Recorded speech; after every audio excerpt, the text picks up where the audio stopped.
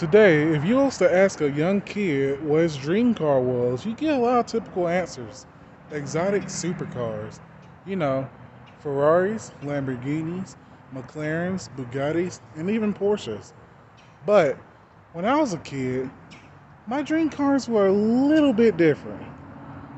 They're a little bit more attainable. Growing up, I didn't have a lot of money that a lot of people have now.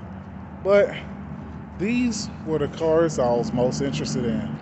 The Mazda MX-5 Miata. And this. This is an Abarth 500. If you ask anybody that I know how much I obsessed over this car, they would say I would be crazy about it. And I really was. In April, I finally got one of these little angry Scorpions. And I tell you, it's been one of the best cars I've ever had. So in today's video, I'm going to show you why I love this car so much. Now, the reason why I wanted the 500 so much was its size. Now, if you are watching from Europe, the size of this car isn't exactly rare. But here in the US, especially in good old Alabama, this car is very, very tiny. In fact, pretty much nobody in the US drives cars this small anymore. Most of the time, you're going to see people driving large SUVs or trucks like Chevrolet Tahoes or the Ford F-150, which is the most popular vehicle in the US, by the way. And if they're not driving that, they're driving like crossovers like a Toyota RAV4. Even the sports cars are very large here. People here mostly drive Mustangs and Challengers, and those things are huge. Even small sports cars like the Mazda MX-5 is longer than this thing. So you can really see how the size of this car in the US is very, very unique. It's a very unique experience. This car in the US at least is very special. You don't see many regular 500s here already, so that makes the Abarth really rare on its own.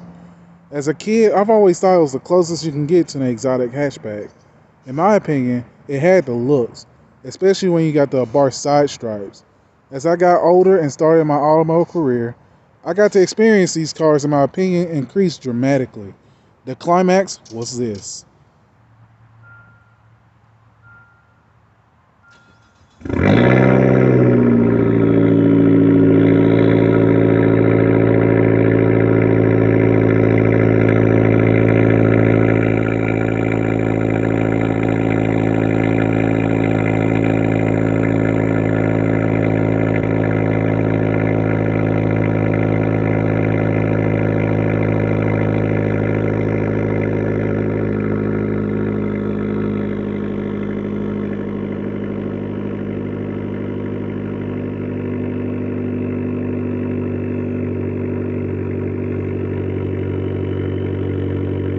You like that, huh? Well, good news. Every Abarth you see on the road will sound as good as this or even better. Why? Because these cars came with no muffler from the factory. The turbo muffles the sound so much that Abarth saw there was no point in installing them. This is one of the biggest reasons I thought of this as an exotic hatchback. This one also has something special. A modification that I say anyone who purchases a new Abarth should have. A blowout valve. Just listen.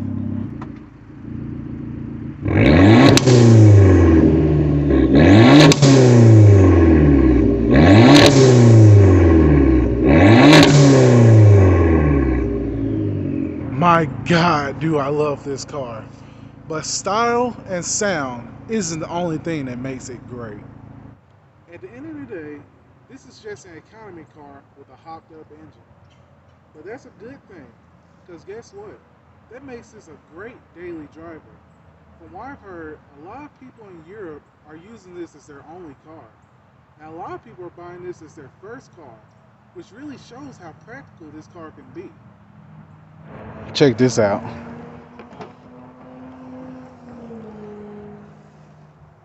Even though this is an angry little Italian performance car, this thing has a lot of space for groceries and junk. And if you need even more space, check this out.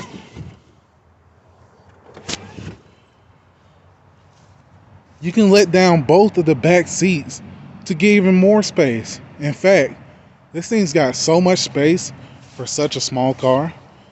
I was able to fit a 55-inch 4K TV and drive it home. And this thing's a manual too, so I need leg room to be able to operate this car. People buy pickup trucks to carry stuff that large. I'm doing it in one of the smallest cars you can get in the US. Isn't that crazy? Now, while we're in the subject of practicality, there's one elephant in the room that I need to address. This car recommends premium fuel. Now, with the rising cost of fuel going across the world, you need to take into consideration your budget for these high fuels. But there is good news. This car is very efficient. I get about 35 miles per gallon while I'm on the highway. About 20 to 25 on the city. So this car won't have you at the pump every week, but yeah, that's something you're going to have to consider when you're thinking about getting this car. Now, let's look at the interior.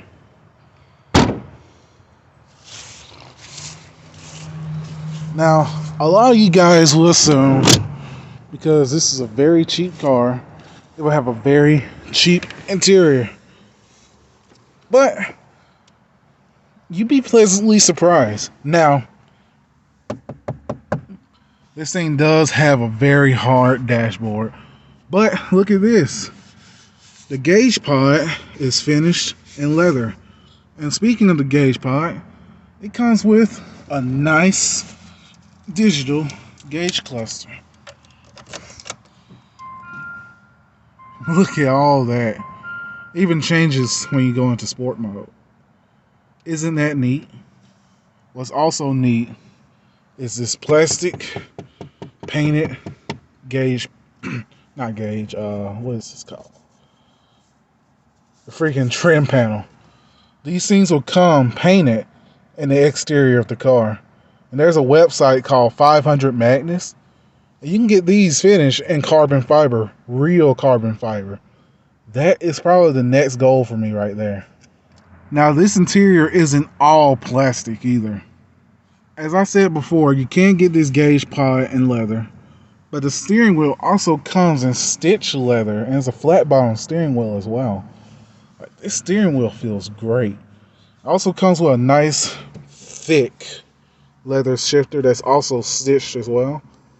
And even the e-brake is thick, stitched, perforated leather. You can get the seats in leather as well, but I prefer my seats to be cloth, especially in this hot climate. But that's just my opinion. Now, let's talk about the back seats of these things. It's not the best, but it'll do. Like, I got the seat pretty much where I would be, and it's kind of a tight fit. So, if you're the complete opposite of me, and you actually have a lot of friends, this ain't gonna be that bad. You can get at least 4 people in here. You can be able to make it to your destination. So, that adds to the practicality. So, congratulations. If you made it to this part of the video, you get to see the driving portion. Now, before we get into the drive of this car, let me tell you the specs. This car is making 160 horsepower and 170 foot-pounds of torque with the manual transmission. It makes a little less horsepower and a little more torque with the automatic. You must press the sport button to get all the power out of this thing. And now, let's get into the drive. Now, this car is pretty easy to drive if you're new to driving manual. There's just one thing you have to worry about, and that's the clutch spring up on you. It's kind of a really springy clutch. It's not that heavy, but it's pretty springy. Now, the way I like to drive this car, I think the most fun way to drive it is to put it into sport mode, then turn off your traction control. This car ain't got that much horsepower, so it's not going to kill you. And the thing is about this car, it's not inherently fast, but it's very, very quick. I just love just getting on it. And just like that, I'm at the speed limit. Not breaking the law. It's just really, really rowdy getting there. Like, man, I can't really see how people can drive one of these and not get a smile on your face. Like, this thing is a hoot. And just like I said, it gets good gas mileage. Even when you're just throwing it and thrashing it around town. Like, this thing is really, really fun. Right now, it's saying I got about 25.5 mpgs.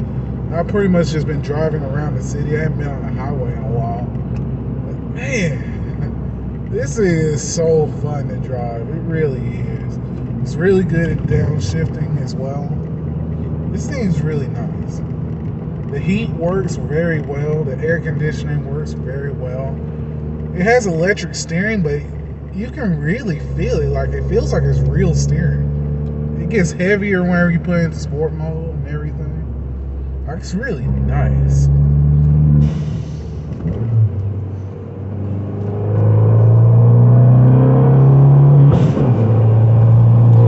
Wow.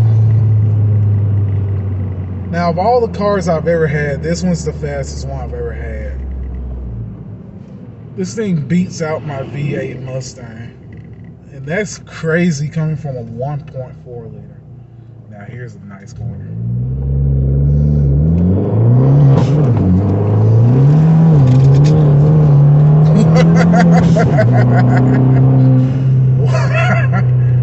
Man, this thing is so easy to get on the limits too. This thing will slide everywhere whenever you get out of traction. I've done a couple of tollgate races in this thing and a lot of autocross. One of the things that you have to worry about with this car, if you really want to get a good time, is the oversteer. Depending on how you have your tires set up, this thing will oversteer a lot. It's really crazy. Now, as I sit here in this traffic light, this car is very docile. It's very normal. You don't have to have it be crazy all the time. It even has a hill start assist. These people, yeah, that's one thing I hate about driving here. People always drive like douchebags here. But yeah, this car does a very good job in regular traffic. As I said, this thing has hill start assist. So if you're not used to driving manuals on the hill, like a very steep hill, it can really help you out. Now, I actually prefer not to have it on. It's a little bit easier for me. Turn.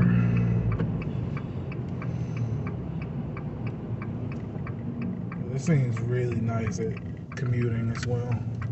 And it's so small too. So you can pretty much get into really tight spaces. Space is not a problem with this thing. Sorry for the interruption. I had to go to McDonald's. So yeah, this car drives really, really nicely on when you're in traffic. Now, if you have a bad back, you do have to think about your purchase a little bit. This suspension is really made for sports driving. So it's going to be very firm. It's not the harshest suspension that I've ever experienced, but it is up there.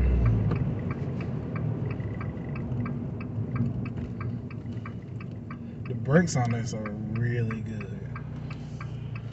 I hadn't had a problem with brakes on this car yet. And all the electronics work on here, surprisingly. This thing has a really good stereo system. I would play it for you guys, but I don't want to get copyrighted. If I got this video taken down after doing so much work on it, I'd be very angry. So, wrapping this review up, I've had this car for 6 months, and I can tell you, this is not a situation where you wouldn't want to meet your heroes. You want to meet this one. This car has been great to me. I hadn't had any problems with this thing so far, except for a little hiccup with the ECU, but that got solved pretty quickly, and it never made the car undrivable. This car is reaching 70,000 miles. I'm ready to get it up to 100. I hope you guys really enjoyed this video. I really appreciate those who actually made it to the end. Please like, share, and subscribe if you want to see more Abarth content. And I'll talk to you guys later.